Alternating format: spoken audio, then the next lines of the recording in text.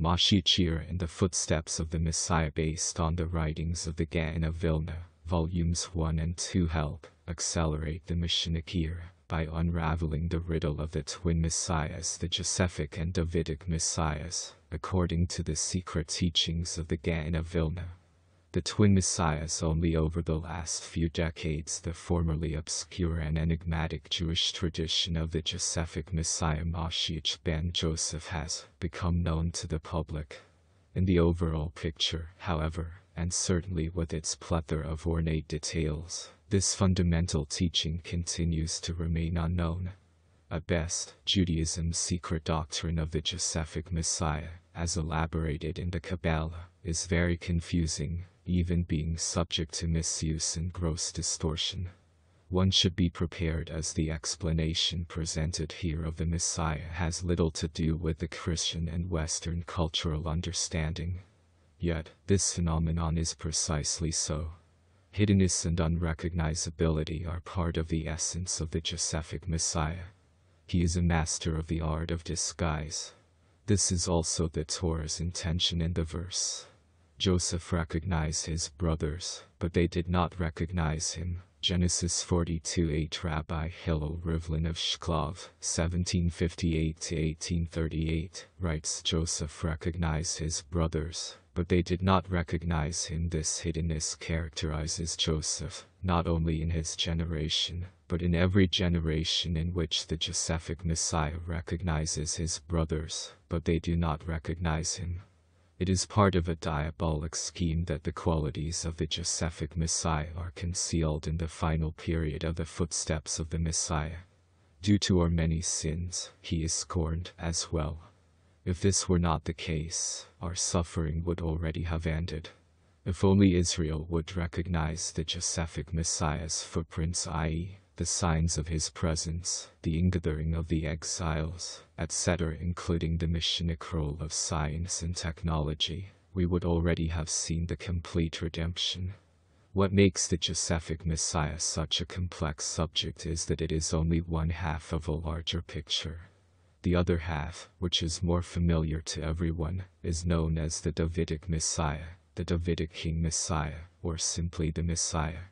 Together, they are known in the Zohar and in the Gaon of Vilna's commentaries as the Trim Shechen, the Zohar's Aramaic term for the two messiahs, the Josephic Messiah and Davidic Messiah. The Josephic Messiah between these two cosmological forces that forms the hidden landscape upon which the drama of the entirety of world history unfolds. It is for this reason that I have chosen to translate the term as the twin messiahs.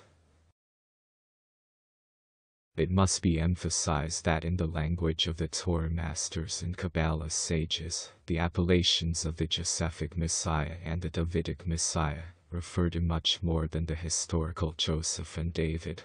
These two Messianic forces were in existence, potentially and manifestly, not only before the historical Joseph, viceroy of Egypt, and David, king of Israel, but even before creation.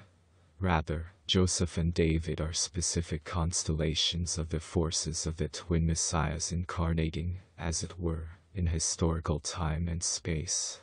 The historical Joseph and David then reciprocally become prototypes for the twin messiahs, from whence we derive many of the subtle yet crucial details of the phenomenon of the twin messiahs. At the onset, a Torah-based definition of the concept of Messiah is called for. It will be a simplified definition, which will require qualification and much elaboration afterward.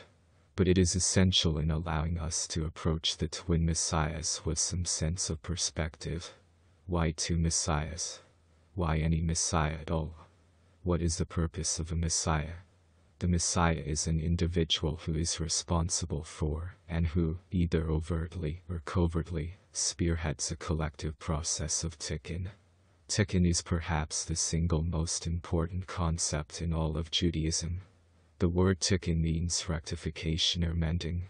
In the Kabbalah, tikkun also refers to a process of elevation and transformation.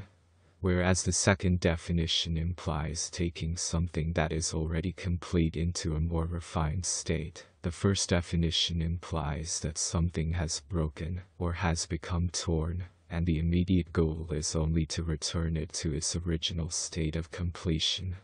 These are the two processes, or modes, of tikkun. When something has been broken, it obviously is not complete, and it cannot function to its full capacity. It is, in a sense, in a state of fallenness or captivity until it receives its proper tikkun. Its tikkun is then its redemption from its captive state. The one who performs that act of restoration is said to be its redeemer, goal, which is another quality and name for Messiah. As we shall see, the Torah teaches that a certain type of breakage, or primordial fall, took place which affected and continues to affect the entirety of creation. Therefore, the Messiah is simply the one who is responsible for the restoration, the tikkun, and the redemption of creation. Yet, even the second definition of tikkun, as elevation and transformation, also implies a subtle form of captivity, which requires a process of redemption. Something can be complete, but still have the capacity to evolve to a higher level. As long as it has not yet attained that higher level, then it too, relatively speaking, can be said to be in a state of captivity that requires redemption. The one who accomplishes the act of transformation has released it from the bondage of its static level of completion. This type of redeemer is also a Messiah. At present, we can understand the need for the first type of Messiah, one who will restore the world to its former state. But where does the second type fit into the picture? When was the world so complete that it needed only to be elevated to higher and higher levels of completion and perfection? The answer is the Garden of Eden. When Adam HaShem, the original higher dimensional consciousness being composed of both masculine and feminine, was created, he was placed into a higher dimensional reality that was essentially perfect. His mission was to elevate and transform that which was already in a completed state. In spite of the fact that nothing had broken and nothing had been torn, all life was still undergoing a staggering spiritual evolution. The entire hierarchy of life, human, animal, plant, and mineral, was rising higher and higher. The one orchestrating this was Adam. Even in the original utopian description of the Garden of Eden, Adam was life's redeemer and the world Messiah. After the proverbial eating from the higher dimensional fruit of the tree of knowledge of duality, reality and Adam's mission radically changed. The fall of man was a cosmic shattering and an existential rip that reverberated throughout the entire fabric of creation. Adam now had a new task to perform, for through his actions, everything had collapsed into a lower world order. A new mode of tikkun was therefore required, the tikkun of rectification, restoration, and purification. This does not mean that his original task of higher transformation had been nullified. It only means that until he mends that which has been torn asunder, his original task gets delayed a while. In the end, he must and will return to complete it as well. Thus, Adam, presently wearing the form of world humanity, is now 2 steps removed from God's true intent. First, we, as humanity, have to fix up what has been shattered, and then we have to take up where Adam left off, and finish his original work of elevation and transformation. Where there was originally intended to be one singular mode of tikkun, now there are 2 modes. Where there was originally intended to be one redeemer for all of creation, now there are 2, one for each mode of tikkun. These 2 modes of tikkun are referred to in Torah literature as the Trying Shechem, the twin messiahs. Adam had, in effect, split his own self into 2 personae. Adam is the twin messiahs.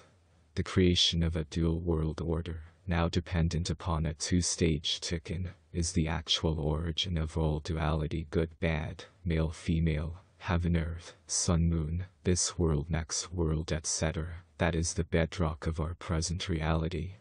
These sharp distinctions did not exist in the higher world of transformation, which functioned according to a law of singularity known as the tree of life. All duality is a direct consequence of Adam's act of partaking from the tree of knowledge of opposites, good and evil, which, as its name implies, is the primal source of all duality.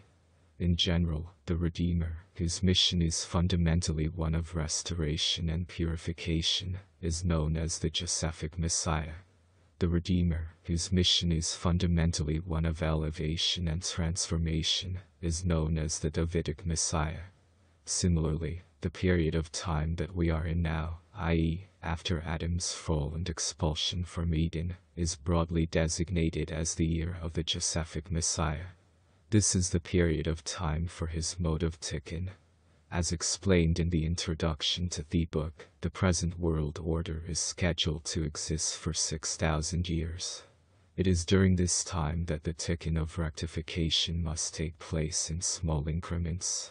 Although, in general, this entire period is the providence of the Josephic Messiah, it is the second half of the 6th millennium, i.e., from the year 5600 to 1740, which is the essential period for the tikkun of the Josephic Messiah.